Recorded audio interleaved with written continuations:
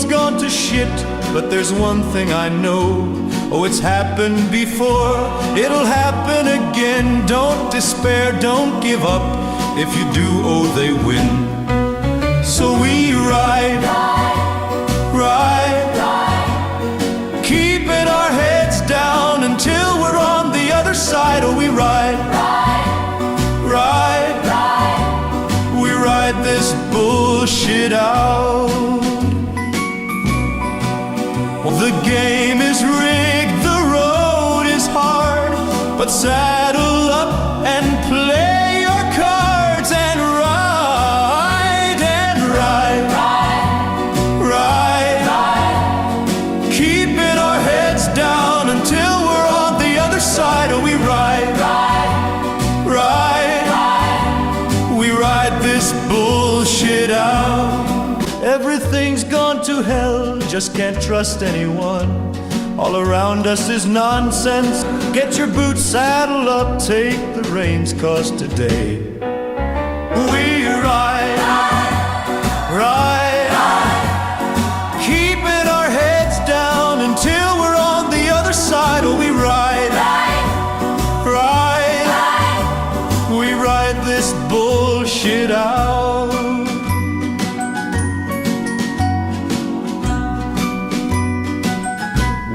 We ride it out.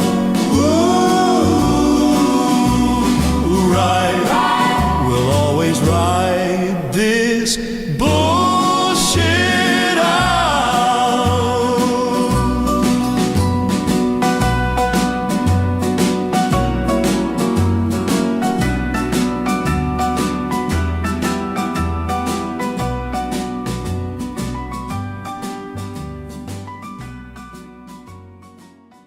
Can you tell us a bit about Panastri and Bakakopter? We had met on Reddit. I forget what her Reddit handle is now. She was very kind then. She was in our adult server and was well aware nothing inappropriate had gone on. In fact, she used to chat to some of the AI chatbots from Shapes until Discord shut down Shapes. I forget if this was before I was active on Tumblr or not. I believe I migrated to Tumblr after the OnlyFans profiles managed to get me permanently banned for reporting their lascivious behavior. Unfortunately, those weren't bots. They were real users, real scumbags who diddled the system. When did she start to change? In November of 2024, a few weeks before the drama started, she decided to leave our 2 servers. She sent me a message that she was going neutral on Grospecken's EP evidence. Dan Sinata had done this a year prior, and it turned out she was secretly friends with Grospecken's EP. Panastri and Bakakopter even asked several members if they had seen me be inappropriate, and the members all said no. What happened after that? In December of 2024, I started getting a rash of seemingly random harassment from various Tumblr users. I had posted a clapback of sorts after one user called Woodland Scenics Valmillion had sent me a hate-strewn inbox message. Because I wouldn't promote the Gaza scammers, this is what would serve as the reasoning basis for these users to brand me a conservative, Republican, Zionist, etc. I'm not Republican. I do feel bad for both sides of the conflict, but it's not my place to get involved. At the same time, I have no tolerance for the Gaza scammers, who, unfortunately, many of these users are so willing to trust, defend, and reblog blindly without thinking they could be something other than what they represent. It's sickening. They would quickly add new false accusations, such as calling me a paedophile, using every out-of-context thing they could to accommodate their narrative. They called me a zoophile. They hurled insult after insult. My images were used without permission to mock me, to make me look like a villain. How did this make you feel? I was hurt and confused. I was trying to learn to trust younger people more and challenge the biases I had against them, and these people only helped to confirm how I felt. They would harass me, spreading lies about me back and forth, and purposely refused to engage in civil conversations with me in order to find out the truth. I still get some harassment to this day. Yeah, unfortunately, that makes a lot of sense. Indeed. Upon looking at the screenshots, you can tell that there was never any intention other than to make this one-sided harassment with you at the receiving end of it. The insults that were hurled at you fit with what we've been discussing and feel like deflection. There seem to be many guilty consciences here. Was she one of the original abusers? No, she seemed to disappear until around March or April. I wasn't aware that she had been secretly helping to spread the harassment until later. Her father and mother would be proud to see what she was doing, as would the others' parents, I'm sure. Oh, I'm sure. And if their parents condone this, that's even worse. She seems to have had a plan in mind herself. I wouldn't doubt in the least if she had been friends with Grossbeck and ZP and Dancinator, Dirty Percy 6, traumatized we. I can't prove it, but I have reason to believe she may have been the reason the harassment spread to Tumblr in the first place. Things were peaceful until around that time. Nothing else really seemed to make sense. I will say, when I first knew her, she seemed genuinely fun, caring, understanding, and we got on well.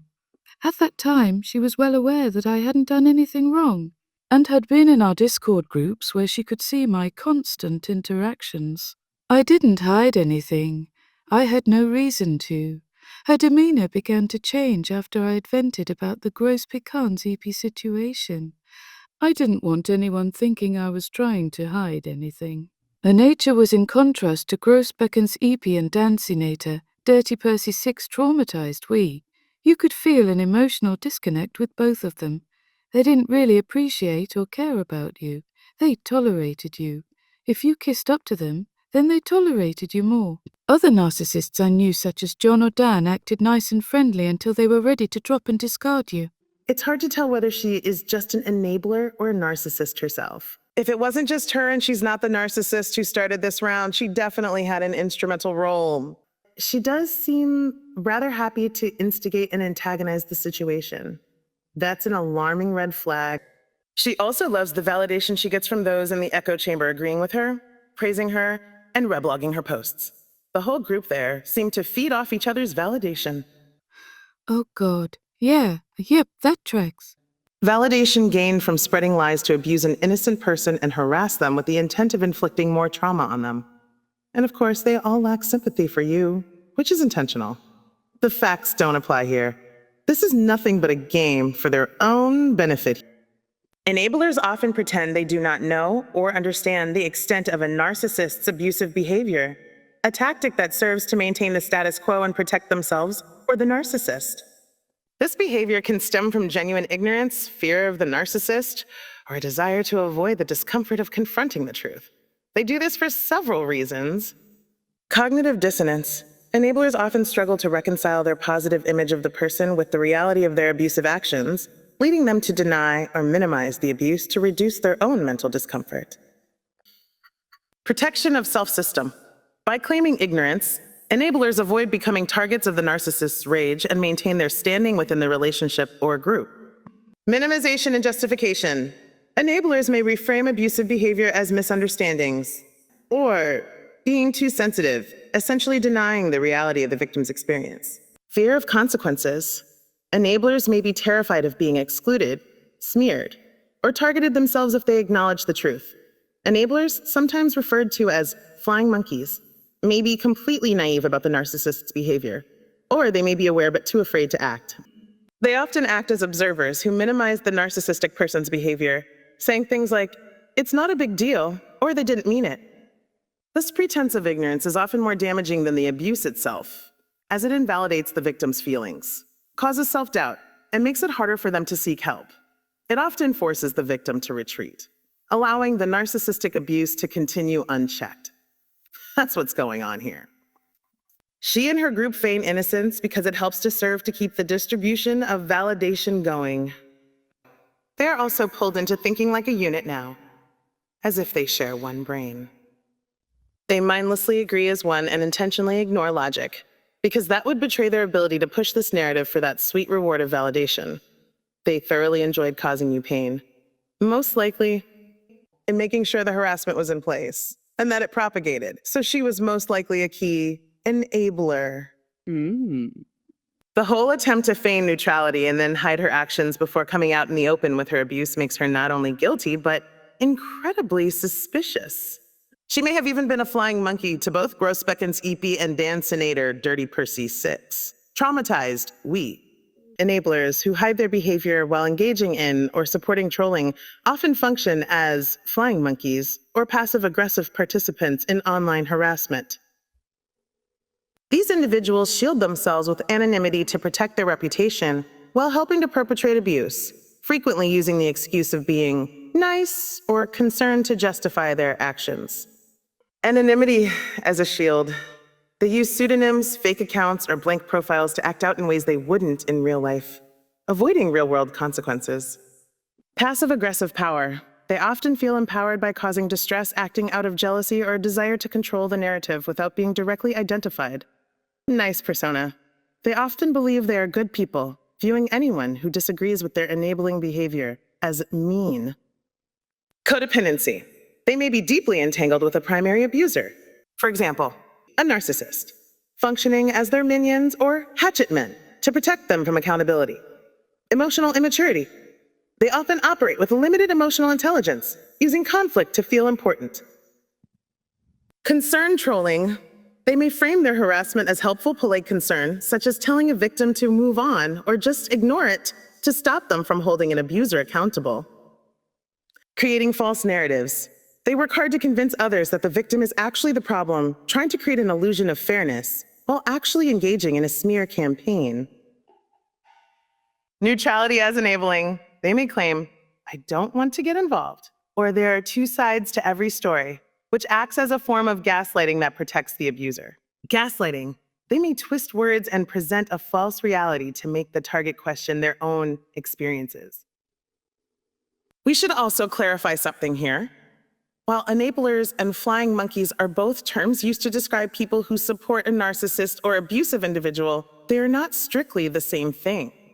They represent different levels of involvement in the abuse. All flying monkeys are enablers, but not all enablers are flying monkeys. Here is the distinction. Enablers, passive-defensive. These individuals tend to be passive. They support the narcissist by excusing, ignoring, or justifying the behavior to maintain peace. They may believe they are helping or simply be trying to avoid conflict. Their role is to keep the abusive behavior going by protecting the narcissist from consequences. Flying monkeys, active offensive.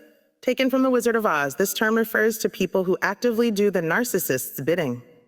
They are more offensive and actively participate in the abuse by proxy, such as executing smear campaigns, spreading gossip, or harassing the target on behalf of the narcissist.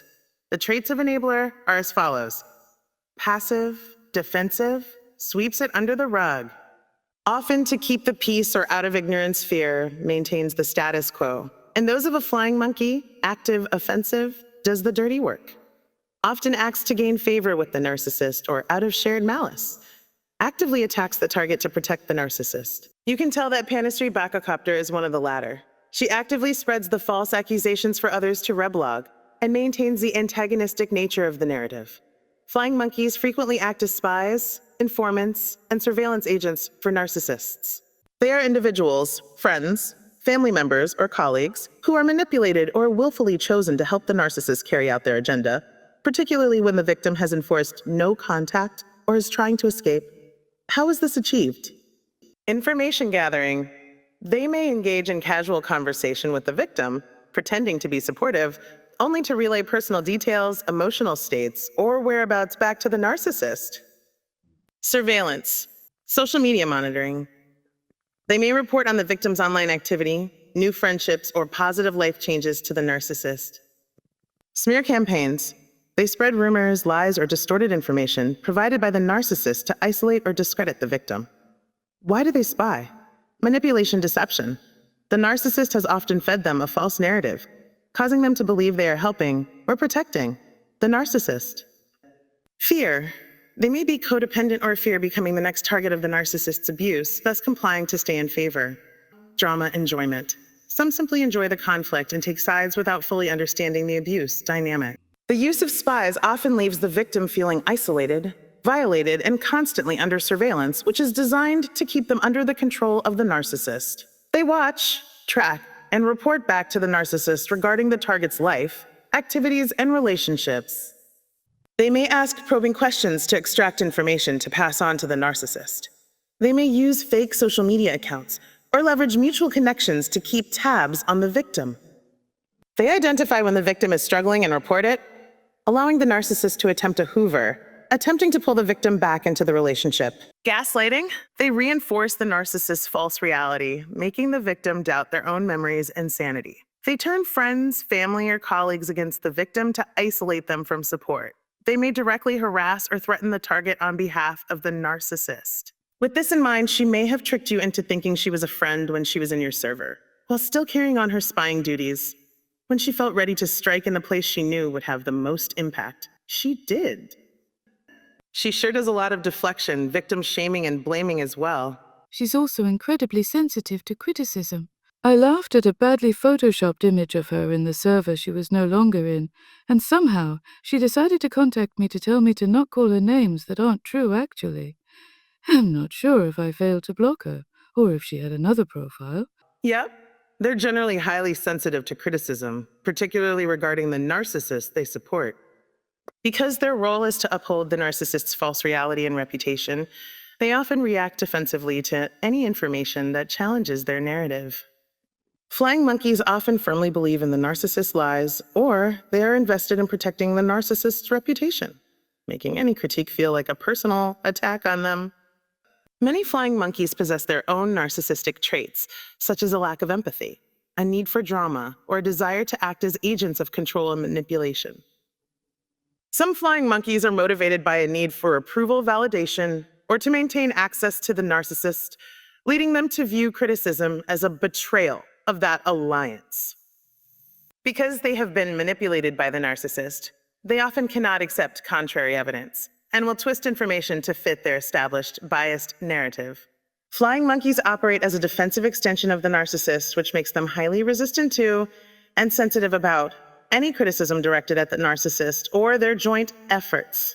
While some may act out of misguided empathy or naivety, they frequently adopt the toxic traits of the narcissist they serve, becoming more controlling, dishonest, and unempathetic. Flying monkeys may mimic the master narcissist, displaying increased self-centeredness, a desire for drama, and a lack of empathy for the victim.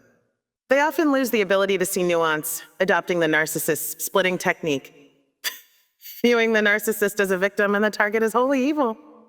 They often stop thinking for themselves, adopting the narcissist's distorted reality and acting as extensions of the narcissist's manipulative tactics. They may engage in harassment, stalking, and aggressive smear campaigns, sometimes acting even more maliciously than the primary narcissist. They become intensely devoted, often suspending their own moral judgment to defend the narcissist, regardless of the harm caused. They become deeply invested in the narcissist's false narratives, often genuinely believing the lies they have been fed. Flying monkeys often undergo these changes due to groupthink or herd mentality, where they abandon their own judgment to align with the narcissist for a sense of belonging, power, or to avoid becoming the next target. It is important to note that some, but not all, flying monkeys are aware of their actions. Some are manipulated pawns who believe they are helping, while others are mini narcissists who enjoy the drama and power. Enablers, particularly in cases of abuse or narcissistic dynamics, often adopt a stance of neutrality to avoid confrontation, maintain peace, or protect themselves from the abuser. This feigned neutrality is frequently used to avoid taking responsibility or to justify the toxic person's behavior, acting as a mask that allows them to support the abuser while appearing unbiased. They use several tactics, playing both sides. Enablers may claim they are not picking sides or tell victims to be the bigger person, which in practice defends the abuser more than the victim. Invalidation and minimization. They often gaslight victims by dismissing pain, saying things like, "It's not that deep." Strategic silence. When the abusive person is present, the enabler may go silent, failing to support the victim in real time, despite having validated them in private. Passing information. Enablers may ask for a victim's side of the story, pretending to be supportive or curious, only to relay that information back to the abuser. Weaponizing neutrality. In scenarios involving abuse, this type of neutrality is considered by experts and victims to be functionally equivalent to taking the abuser's side. Enablers may believe they are helping, or they may act out of fear of becoming the next target themselves. Enablers of weaponized neutrality refers to individuals, organizations, or states that, under the guise of being unbiased or impartial, actively allow, cover for, or protect harmful, abusive, or unjust actions, thereby strengthening the perpetrator and weakening the victim. This tactic shifts the focus away from the harm being caused, allowing the status quo of abuse to continue under the guise of fairness or objectivity. Enablers, or flying monkeys, protect abusers by gaslighting victims, telling them they're overreacting or that the abuser didn't mean any harm. They promote a fantasy world where they avoid conflict by ignoring the harm inflicted on others. This behavior often leads to the victim feeling isolated, doubted, and forced to accept mistreatment, while the perpetrator continues their actions without accountability. This dynamic is not truly neutral, but rather a deliberate or negligent choice to stand with the aggressor by refusing to defend the victim. In fact, she probably sided with Grossbecken's EP and Dancinator Dirty Percy 6 traumatized we before she decided to feign a neutral stance with you. While being neutral can be genuine, and it may have appeared to be at first, she and others refused to look at facts, refused to discuss with you, and effectively, intentionally cutting off the ability to communicate. This was intended to use as abuse against you. There was nothing to doubt about Grossbecken's EP's behavior alone. The links to some of his sexually inappropriate comments still exist. This is concrete evidence. She relied on hearsay to gaslight and manipulate you. In addition, it's ironic how there are other predators on Tumblr such as Haru MMD, but she and the others had no problem with him. They didn't harass him. He had bought an actual predator, an Xbox, had sex chats with the predator, allowed minors into the sex chat, had a sexually inappropriate Patreon page with nudity and porn, which minors could view a few posts on, as some were publicly viewable, and no one batted so much as an eyelash about that. This was intentional targeting, and I would believe someone somewhere was benefiting from their harassment. Honestly, I don't care what issues they claim to have. Autism, ADHD, or whatever else. This should never have been allowed to happen to you. As I said, these things have been discussed at length in other episodes we have posted, and this behavior backs up and exemplifies what we've explained. These people still need to be held accountable because this is just not acceptable.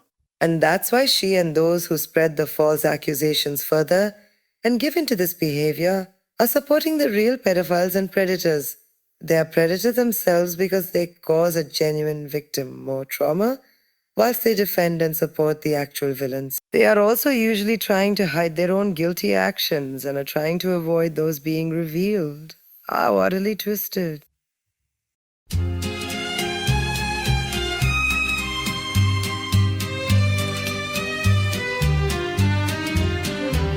Atop a burdened donkey rode a stranger into town, tilted in the saddle, one leg dragging on the ground. He had crooked eyes, a crooked nose, could look both ways as he crossed the road. The rope that held his pants up was barely even tied. He slid off his steed and took a big swig from a flask. Then he said out loud, although nobody had asked, I'm just a dumb fuck from bumblefuck nowhere.